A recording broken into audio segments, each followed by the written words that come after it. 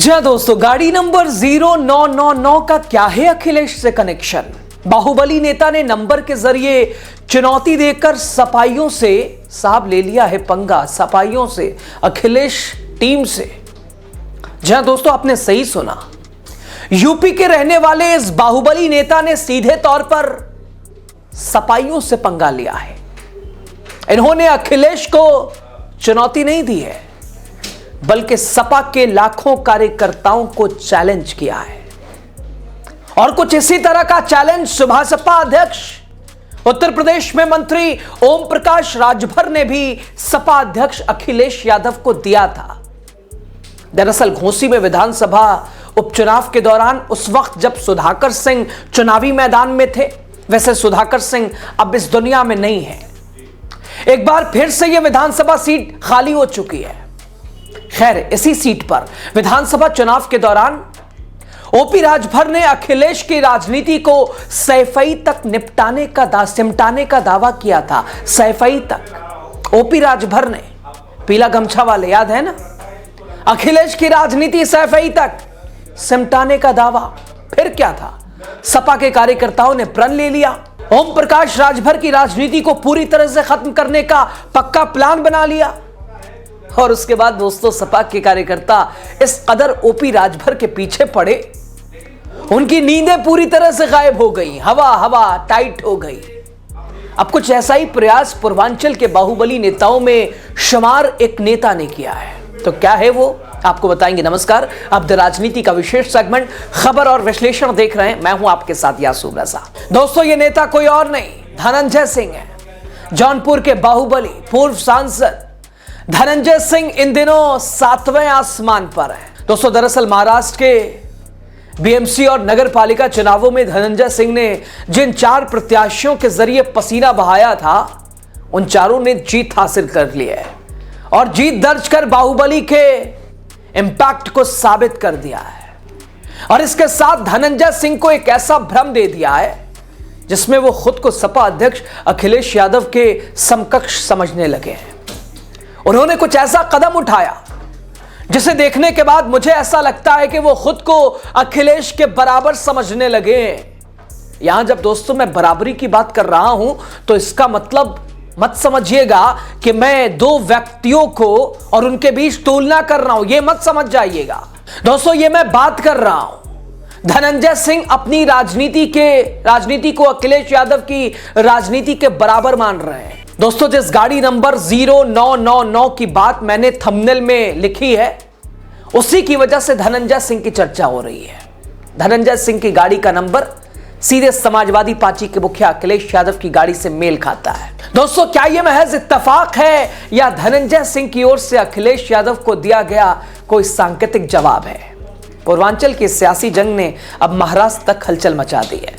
दोस्तों, धनंजय सिंह बीएमसी चुनाव में बीजेपी और शिंदे की शिवसेना के गठबंधन महायुति के लिए प्रचार करने वसई विरार इलाके में पहुंचे थे। उन्होंने वार्ड नंबर 18 समेत 4 सीटों पर प्रचार किया और दिलचस्प बात यह है कि चारों उम्मीदवार चुनाव जीत गए।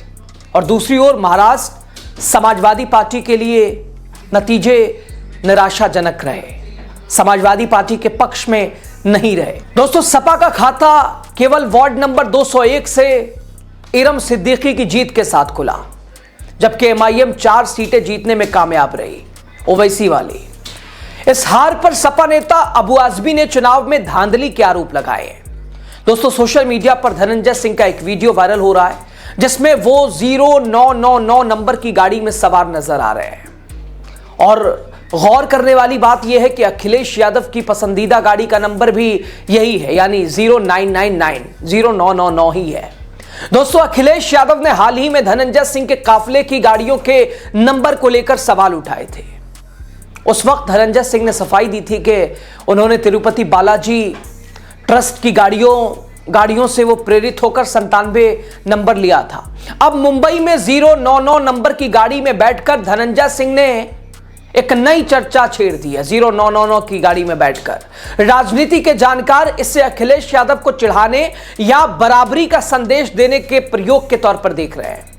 दोनों नेताओं के बीच ठनने की मुख्य वजह कोडीन युक्त कफ सिरप की तस्करी का मामला भी है। दोस्तों, धनंजय सिंह के करीबी माने जाने वाले आलोक सिंह और अमित सिंह टाटा की गिरफ्तारी के बाद अखिलेश यादव ने बिना नाम लिए धनंजय सिंह को कोडीन भैया कहा था। दोस्तों, इसके जवाब में धनंजय सिंह ने अखिलेश यादव को क्षेत्रीय विरोधी करार दिया। धनंजय सिंह ने साफ किया कि वो अपने करीबियों को जानते हैं, लेकिन उनके गलत कामों में उनकी कोई संलिप्तता नहीं है। इस सियासी खींचतान के बीच पुराने विवाद भी उभर रहे हैं। अखिलेश यादव के समर्थकों द्वारा धनंजय सिंह और संगीत सोम जैसे नेताओं पर बीफ कंपनियों जैसे अलदुआ से जुड़े होने के आरोप भी लगाए जाते रहे भी हैं। हालांकि संगीत सोम ने पहले ही साफ कर दिया है कि उन्होंने 20 साल पहले सिर्फ एक जमीन खरीदी और बेची थी। उस कंपनी से उनका कोई सक्रिय जुड़ाव नहीं था। धनंजय सिंह भी इन आरोपों को सपा का दुष्प्रचार बताते हैं और उन्होंने बार बार यही कहा सपा दुष्प्रचार कर रही है। और इधर दोस्तों, बीएमसी चुनाव में जीत का स्वाद चखने के बाद अब सवाल यह है कि क्या धनंजय सिंह 2027 के यूपी विधानसभा चुनाव में बीजेपी गठबंधन का हिस्सा होंगे। जिस तरह से उन्होंने महाराष्ट्र में बीजेपी के लिए जमीन तैयार की, उससे संकेत साफ है। अब देखना यह होगा कि जौनपुर के मैदान में अब दोबारा आमना सामना होगा तो अखिलेश यादव इस बाहुबली को चुनौती कैसे देते हैं और कैसे ध्वस्त करते हैं। इस बाहुबली को चुनौती किस प्रकार देते हैं। दोस्तों, एक तरह से देखा जाए तो धनंजय सिंह ने खुद को फंसा लिया है।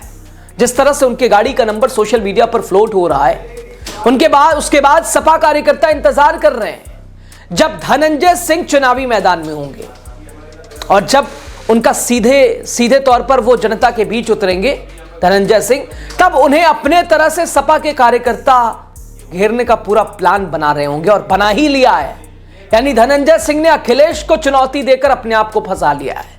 याद रखिएगा, गाड़ी नंबर 0999 और अखिलेश से इसका कनेक्शन। बाहुबली नेता ने नंबर के जरिए कैसे सपाइयों से लिया पंगा और उधर सपा ने, अखिलेश टीम ने, खुद अखिलेश ने कैसे बाहुबली के लिए माहौल और मैदान बनाने की तैयारी कर ली है। दिलचस्प है दोस्तों।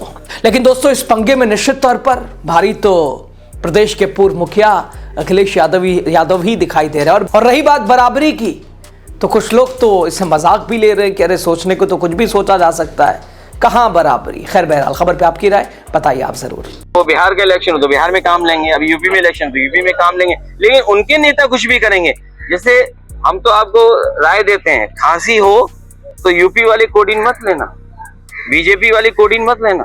वो खांसी की जो दवा है वो जान ले लेती है, बच्चों की जान गई, सोचिए आप। तो वहां ईडी क्यों नहीं जा रही है, वहां इनकम टैक्स के लोग क्यों नहीं जा रहे हैं? और ईडी ने खुद बोला है एक जगह पर कि 800 करोड़ का घोटाला है। 800 करोड़ तो प्राइमरी उसमें इंक्वायरी में दिख रहा है। ये ईडी सीबीआई वहां जाती है जहां बीजेपी को किसी को परेशान करना हो। दिल्ली के मुकाबले एक्यूआई ओडिशा में भी बढ़ गया, दिल्ली से ज्यादा बढ़ गया, इसी माहौल ये हो रहा है इसलिए आए। नहीं, यहाँ पेड़ तो ज्यादा है, लेकिन एक्यूआई क्यों बदल रहा है ये तो समझ में नहीं आ रहा। ऑटोमोबाइल की वजह से, इंडस्ट्री की वजह से दिल्ली के एक्यूआई तभी ठीक हुआ जब बीजेपी हटेगी। जी, बीजेपी यहाँ पे ट्राइबल सीएम को देके सोशल